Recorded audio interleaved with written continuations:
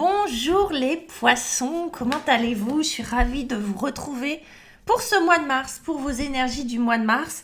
On va utiliser, je vous annonce tout de suite, ah non, c'est pas ça, tiens, hop, il est là. Le Tarot 4 d'Anarwan et le Symbolon pour commencer, pour aller voir vos énergies du mois de mars. Comme d'habitude, je vais créer une extension, donc restez jusqu'au bout. Je recouvre le tirage avec l'horoscope Béline et le Luna Sol Tarot. Voilà, extension qui est disponible juste en bas pour une toute petite somme, toute petite, mais qui n'est pas obligatoire évidemment. Cette extension, c'est uniquement pour ceux et celles qui ont envie d'aller plus loin, d'aller voir un petit peu ce qui se passe derrière le premier jet. Et puis voilà mes petits poissons. Allez, on y va. Ceux et celles qui veulent une guidance avec moi en visio, par téléphone, en cabinet, n'hésitez pas. Il y a mes coordonnées qui sont juste en bas, site internet, réseaux sociaux. Il y a même la plateforme Wengo sur laquelle vous pouvez me trouver. On y va? C'est ok, le micro est là, tout va bien. Mes poissons, allez, hop. Oh, excusez-moi pour les oreilles, là, c'est le jeu. C'est pas moi, c'est le jeu. On commence avec une énergie, c'est beau. Une énergie, ce que vous voulez. C'est un œuf de denier. Vous voyez, gros matou, il est là, avec tous ses deniers, son petit oiseau dans la cage. Bon, on va voir ce que ça veut dire. Votre défi, le pendu arcane majeur. Ok, donc pas un petit défi pour vous, mais il est toujours très intéressant. On y va avec un 6 de bâton pour vous aider. Magnifique. Alors, je crois que sur ce mois de mars, alors je ne sais pas si c'est l'énergie du bélier qui est là, mais alors, des bâtons, en veux-tu, en voilà pour tous les signes, quasiment. Le bâton, c'est tac à tac. Et puis, on a, waouh, un 6 d'épée qui est là, regardez, hop, on va aller faire un petit tour en bateau avec le 6 d'épée. On va regarder le Symbolon, ce qu'il nous raconte. Alors, le Symbolon, c'est toujours très, très riche, très intéressant. Des fois, ça fait peur même. Les symboles sur cet oracle. Vous voyez, tac. Une belle énergie. Donc, ça, c'est avec le 9 de denier. Ok, on a Blanche-Neige dans son cercueil de verre. En défi, on a une énergie très verso, mes petits poissons, avec ce fou. Désolée, dans ce jeu, le verso est toujours le fou.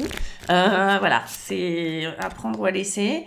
Un petit rituel pour vous aider, là, les amis. Allez, on va aller voir avec la carte du poisson. C'est la vôtre, avec une énergie très poisson. Wow, celle-ci, elle n'arrête pas de sortir. Une énergie très scorpionne qui est là. On va aller voir ce que ça nous raconte. Mes poissons. Un œuf de denier, c'est quoi? Donc, denier, on est dans du concret, on est dans du terrien, on est dans de la matière. Et le 9 de denier, on est dans la fin d'un cycle. On est dans l'idée de l'indépendance, de l'autonomie financière, matérielle. C'est ça, le 9 de denier. C'est ce que vous voulez. C'est être totalement autonome matériellement.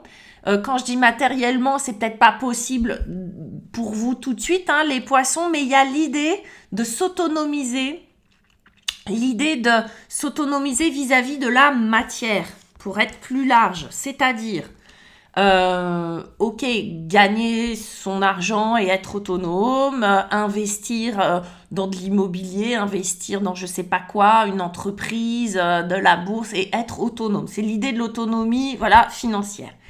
Mais ça peut être aussi, d'accord? Ça peut être aussi investir sur qui je suis en tant qu'être humain matière, c'est-à-dire dans ma santé. Être autonome à ce niveau-là, d'accord? Autonome, je prends ma vie en main, ma santé en main, mon corps, je vais décider de faire du sport, de me soigner comme j'ai envie de me soigner, etc., etc. Il y a vraiment l'idée d'une valeur derrière qui est importante, qui est l'autonomie, la liberté. Ça, c'est important pour vous, les poissons, sur ce mois de mars. Visiblement, c'est ce que vous souhaitez.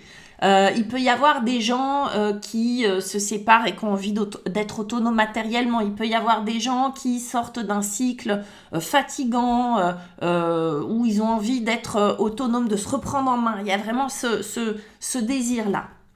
Et puis, il y a cette énergie, vous voyez, de cette jeune princesse qui attend d'être réveillée. Alors, on a une énergie de poisson, la vôtre, hein, puis celle du cancer, donc on est dans de l'eau, vous voyez. L'idée là,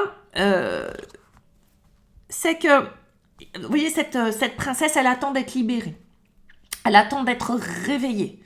Elle est dans un sommeil, elle est dans des connexions, on ne sait pas ce qu'elle reçoit, mais bon, c'est la belle au bois dormant, c'est Blanche-Neige, c'est qui vous voulez, vous voyez. Elle est entourée de ronces qui donnent des roses, ok, de rosiers, mais c'est quand même des épines. Elle attend d'être réveillée, elle attend d'être libérée. Ça veut dire quoi par rapport à ça? Il y a vraiment l'idée de la liberté, de l'autonomie qu'on a envie de retrouver. Il y a sans doute une part de vous qui est un peu stagnante, endormie, mais c'est pas forcément négatif. C'est-à-dire que c'est comme si votre intuition était très présente, c'est comme si vous aviez envie de sentir, de ressentir des choses.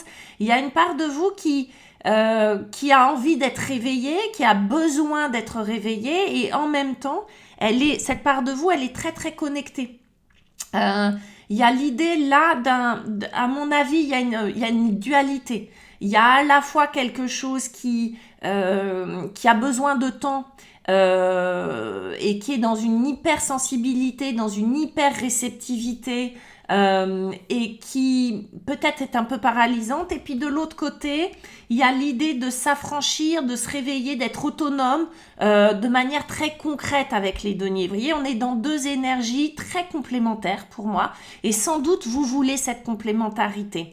Vous voulez cette autonomie, vous voulez ce réveil, et en même temps, sans doute être toujours très connecté à votre intuition, à votre inconscient, aux signaux, d'accord, à l'univers, aux signes qu'on vous envoie. Donc, vous voyez, ces deux énergies, pour moi, qui sont pas du tout opposées, qui sont très complémentaires, mais il y a l'idée de la libération, d'être libre. Vous voyez, pour moi, derrière, en filigrane, il y a quand même une valeur très importante qui est celle de l'autonomie et de la liberté. D'autant plus que votre défi, c'est le pendu. Alors, voyez, le pendu, comme ça, a priori, il paraît pas très libre. Au contraire, hein, il paraît même très dépendant de sa corde qu'il attache au pied. Cependant, il a l'air tranquillou bilou. Il sourit, le pendu. Alors, je ne sais pas si vous le voyez, il a l'air parfaitement à l'aise. Et en même temps, il est attaché. Il est un peu bloqué. Là, le pendu, en défi, vous parle de vos peurs. De peur de stagner, peur de ne pas bouger, peur que les choses n'avancent pas. Vous voyez, la peur de rester coincé dans le cercueil et que personne ne vienne vous libérer. Pas de prince charmant pour vous faire un bisou. Ce chat-là, ce pendu, vous parle de ça. Vous dit attention, quand on a peur, on n'est pas connecté à son intuition. Le pendu, lui, normalement, il est très connecté à son intuition. C'est quelqu'un d'extrêmement intuitif, et surtout, c'est quelqu'un qui a la capacité de changer de point de vue, d'avoir un regard différent sur la vie, ce qui se passe pour lui, pour les autres, sur le monde. C'est quelqu'un qui a une vision très très atypique et très personnelle de ce qui se passe normalement, hein. Le pendu, c'est normal, la tête en bas, il voit le paysage à l'envers. Ce qui lui permet une autre lecture du monde. Et c'est un petit peu ce que vous recherchez à travers ça, cette carte qui est très connectée, hein, la lune, le monde de l'intuition, de la créativité, la lune représente l'intériorité, le féminin, etc. Donc, le pendu, lui, votre défi, c'est de ne pas avoir peur, de vous confronter à vos peurs pour pas qu'elles ne prennent trop de place, pour pas qu'elles prennent trop de place et qu'elles viennent embrouiller votre intuition, d'accord ?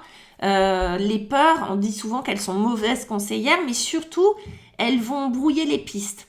Souvent, les gens m'appellent, ils ne savent pas si c'est de l'ordre de l'intuition ou des peurs, les messages qu'ils reçoivent, vous voyez ? Donc, il y a vraiment cette dualité-là de dire « j'aime pas être dans la stagnation ».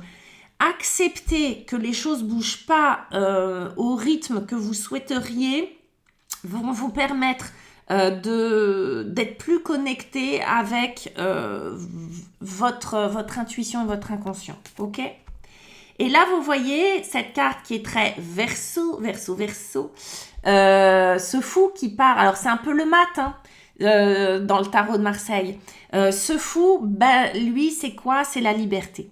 S'il y a une valeur qui est vraiment attachée au verso, c'est la spontanéité, la liberté.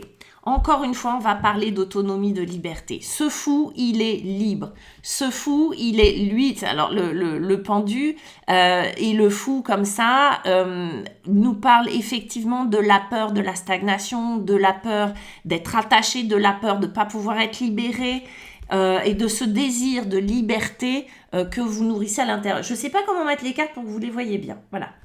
Donc, vous voyez, on est dans une dualité où on sait qu'à la fois qu'on a besoin de temps, de réceptivité, etc.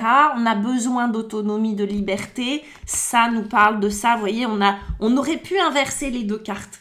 On aurait pu, c'est-à-dire qu'il y a à la fois ce désir et la peur de ne pas y arriver. Il y a à la fois le désir d'être libre et très connecté pour pouvoir prendre les bonnes décisions.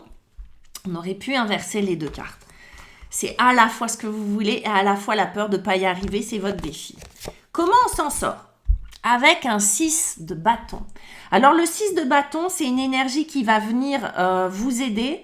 Ce 6 de bâton, c'est le héros qui rentre victorieux de la guerre. Le 6 de bâton, c'est vraiment une énergie vitale qui vient vous parler de cette capacité à vous sortir de toutes les situations, les poissons. C'est une énergie qui vient vers vous, d'accord? C'est quelque chose que vous allez sans doute aller chercher, mais c'est comme s'il y avait quelque chose comme un déclencheur, hein, parce que le 6 de bâton, pour moi, il y a une espèce de déclic où tout d'un coup, il vous suffit d'une petite victoire pour en entraîner d'autres. Vous voyez, c'est un peu ce que je ressens. Vous avez besoin d'une confirmation pour vous dire « je suis sur le bon chemin ». Et ce 6 de bâton vient vous donner cette confirmation. Pour vous aider, on a cette carte de cette femme et de ce mage. Je ne sais pas ce que c'est. En tout cas, on veut vous parler de deux énergies, masculine et féminine. Vous voyez qu'il y a votre symbole, hein, celle du poisson et celle du sagittaire. Il y a l'idée du rituel. Elle fait brûler de l'encens, elle est dans une espèce de rituel, de prière, etc. Là, on veut vous parler du rituel, de la dimension spirituelle que vous devez donner à ces victoires-là. C'est-à-dire ne pas hésiter à vous créer vos petits rituels suivant ce que vous ressentez, comme pour signifier soit de la gratitude, soit faire des demandes. N'ayez pas peur de faire même des petites demandes. On dit il n'y a jamais de petites demandes. Mais l'idée là, c'est de relier à la fois cette énergie très guerrière, victorieuse, celle du succès vraiment, hein, du héros, hein, celle du héros qui, je vous dis encore, qui rentre chez lui et qui est couronné par cette couronne de laurier, et celle du rituel, de l'offrande, de la gratitude. Il y a quelque chose qui doit être relié un peu comme là où on a une énergie très terrienne et une énergie très spirituelle, réceptive. Il y a comme une alliance entre cette énergie masculine et cette énergie féminine qui doit être qui doit faire alliance. Et puis on arrive où? On arrive à quoi? On arrive encore à un 6, mais cette fois, pardon, c'est un 6 d'épée. Et le 6 d'épée permet de vous libérer de quelque chose. Le 6 d'épée, c'est, vous voyez, on a ce chat qui quitte une rive pour aller sur une autre. D'ailleurs, il y en a même un, je crois, qui, voilà, ils embarquent ou ils sautent du bateau, je ne sais pas. L'idée du 6 d'épée, c'est un changement de paradigme. C'est un changement de croyance, c'est un changement d'idée. Ça va vous permettre d'avoir d'autres croyances, d'autres idées, une autre analyse, une autre intelligence, entre guillemets, de la situation dans laquelle vous êtes et de quitter quelque chose qui pour moi est cette part sombre et sombre, ça ne veut pas dire négative, mais une part sombre qui, quand même, vous faisait peur. Quittez les peurs, voilà. Cette carte symbolise vos peurs profondes. Ok. Le 6 d'épée représente je quitte ces peurs-là, je quitte l'idée de ces peurs-là. En fait, on quitte les peurs qui étaient représentées par le pendu. Ok. On se libère. On passe d'une rive à l'autre, on passe de la rive des peurs à une autre rive beaucoup plus intéressante qui est d'autres croyances qui vont être aidantes pour vous. Par exemple, j'avais la croyance que je ne pourrais jamais y arriver seule. Pouf, je traverse ça et je quitte ces croyances-là pour m'approprier une autre croyance qui est si je le veux, je le peux. Vous voyez, je dis n'importe quoi, mais vous voyez, on est dans la sphère du mental, on est dans la sphère des croyances avec le 6 d'épée. Et on quitte quelque chose, une croyance qui n'était pas aidante, qui était nourrie par des peurs. J'arriverai pas à me libérer, j'arriverai pas à tout seul ou toute seule, etc. J'arriverai pas à faire ce que je veux. Ah, si, j'y arrive. Je peux le faire. Grâce à ce 6 de bâton, encore une fois. Il n'est pas là pour rien. Donc, c'est beau et on voit comment l'évolution se fait. Je ne peux pas m'empêcher de vous montrer quand même, en d'autres decks, on avait quand même des petites coupes. On a un 8 de coupe. Vous voyez ce chat qui quitte aussi une sphère émotionnelle qui n'est plus intéressante pour lui. Pas qu'elle soit négative, mais c'est plus ce que je veux, c'est plus ce que j'aime pour partir. Un peu comme le 6 d'épée. Je me libère, je quitte quelque chose. Je pars avec mon bâton. Regardez, d'accord? Il y a vraiment l'idée de je me sépare d'une croyance, je me sépare d'une situation pour m'affranchir, pour me libérer. Mais c'est clair qu'on traverse, d'accord? On traverse des peurs, ok? On traverse aussi des émotions inconfortables. On regarde ce qu'on nous propose pour l'extension, mes petits poissons, avec l'horoscope Béline. Donc, je le rappelle, les extensions. Voilà, juste en bas, vous avez Gumroad, Poisson-Mars.